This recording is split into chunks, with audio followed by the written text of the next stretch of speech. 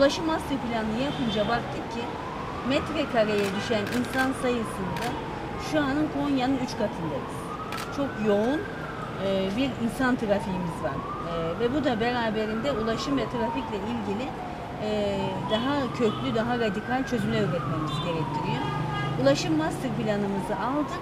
Ulaştırma Bakanlığı'ndan onayını aldık. Bu çok önemli. Yani bir şey yapabilmeniz için paranız dahi, bütçeniz dahi olsa eğer ulaşım master planını yapamazsanız ve Ulaştırma Bakanlığı'ndan onay alamazsanız, teknik veriler oluşturamazsanız bunu yapamıyorsunuz. Bunun üzerine biz Ulaştırma Bakanlığı'ndan bu onayı alır almaz hemen 2 hatta şehrin Gazi Ray'da biliyorsunuz bizim bir hafif raylı var çalışan.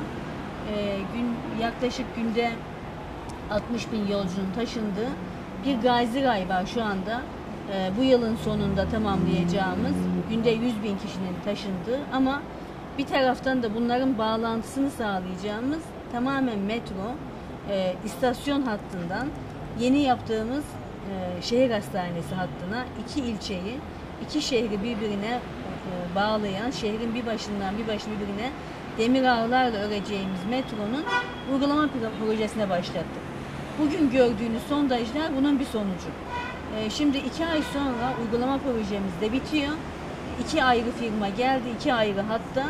Türkiye'nin en iyi uluslararası bu konuda yetişmiş insanları geldi.